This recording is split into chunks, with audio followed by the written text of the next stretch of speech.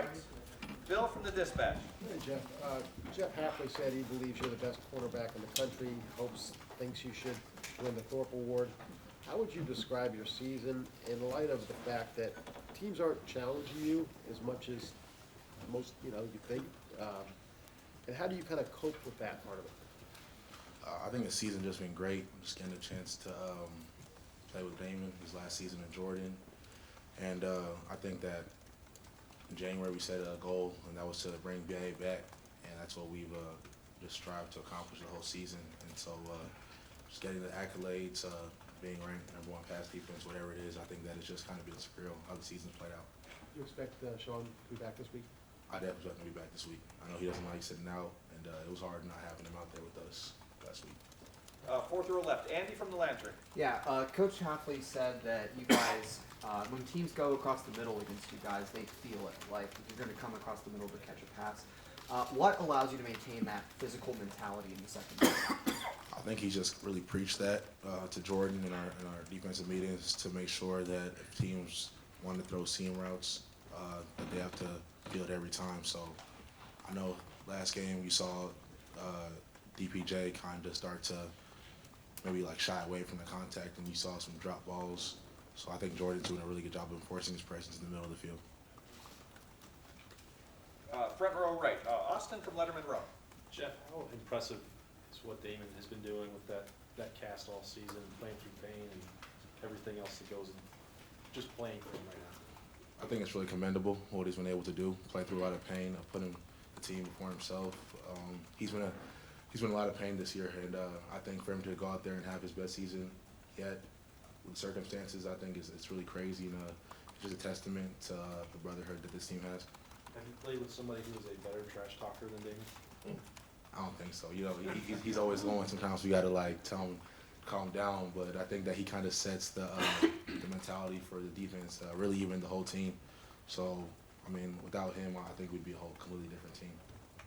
Third row left. Dan from 11 Warriors. Jeff, when Michigan went downfield, scored on you guys, opening drive, and obviously had some success throughout the first half, what do you feel like you guys did as a defense to keep your composure and make sure that things didn't balloon out of control?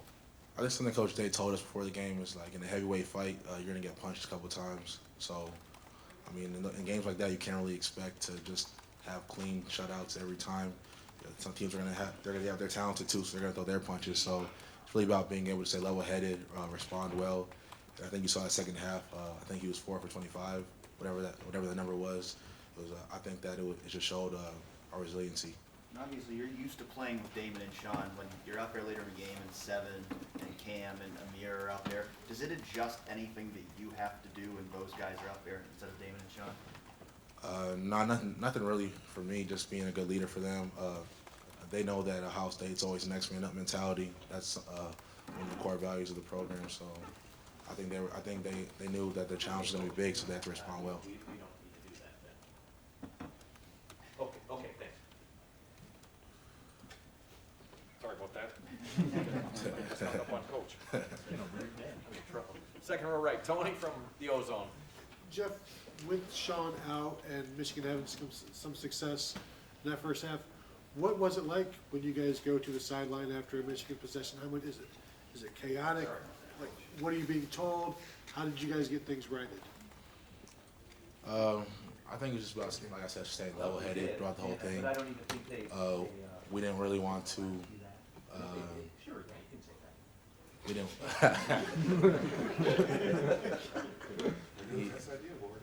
We didn't really want to get too low on ourselves. We knew what our defense was capable of doing, so really just rallying the troops and coming out the next series responding well.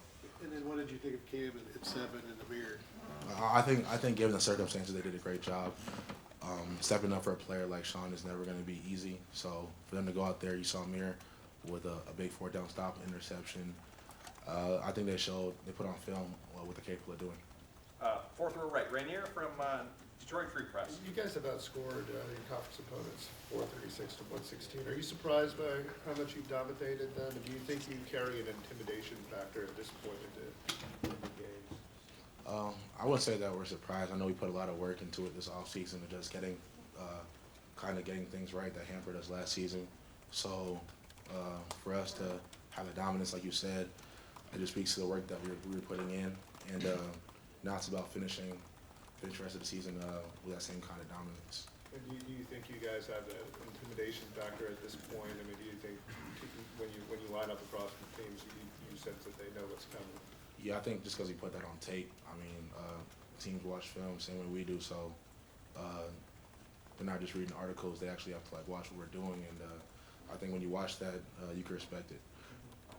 Second row middle, Bruce from Sports Illustrated, Maven. Jeff Hafley was in here a while ago. He said you should win the Thorpe Award. He says you're the best cornerback in the country. I wonder if you, given how he coaches you, if it surprises you that he's that complimentary. Do you get that kind of reinforcement from him as you're playing? He went and talked about times you've been thrust into situations like Penn State where you played in a spot of the field that you hadn't played all year because they wanted you on Hamler. Just your reaction to him saying those kinds of things about you. I think for me, it's just really big just to get a compliment from Coach Hafley. I know he's seen his fair share of DBs, so for him to just speak that highly of the way he think I played, it's big for me. It just really makes me want to continue to work and just make him proud.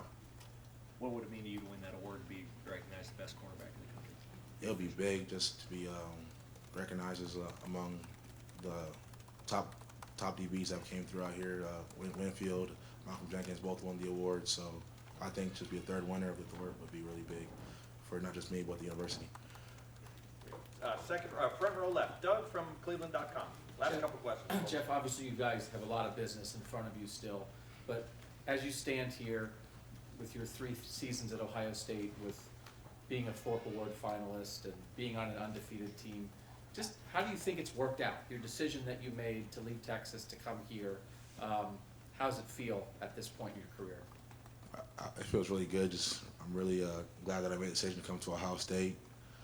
I think what's crazy is that JK's having a lot of success, Chase is having a lot of success, so my class has been relatively successful. And I think that it kind of just shows that you can go out of your state and make that decision to kind of travel far, take that risk, and it'll really pay off for you. And final question, front row right, Tim from Letterman Row. How weird, strange is it to be playing a same team 6 weeks later? I mean, for you, I mean, y'all have never done that, in your time. How strange is that, be getting ready for a game like this? Yes, I was thinking about that last night. Just watching film, it's kind of weird because you just played them maybe 4 or 5 weeks ago. So I think you just have to kind of come with the mentality that you have to be really detailed in what you do. Technique has to be on point, and you have to kind of just expect the unexpected. So if they throw out new wrinkles in their offense, you have to just be ready for them and not get too out of control. Yeah, first time around, y'all had pretty good fits, stopping Taylor in the run game and stuff. What can a team change, over 6 weeks from the last time you played them, Jeffrey, that could make a difference in a game like this? Are you playing that in your head too? Yeah, I'm trying to think of all the possible outcomes. So I think for this week we have to really rely on the coaches, take in what they say, because I know Hafley's going to have a really good game plan for us. Jeff, thank you so much.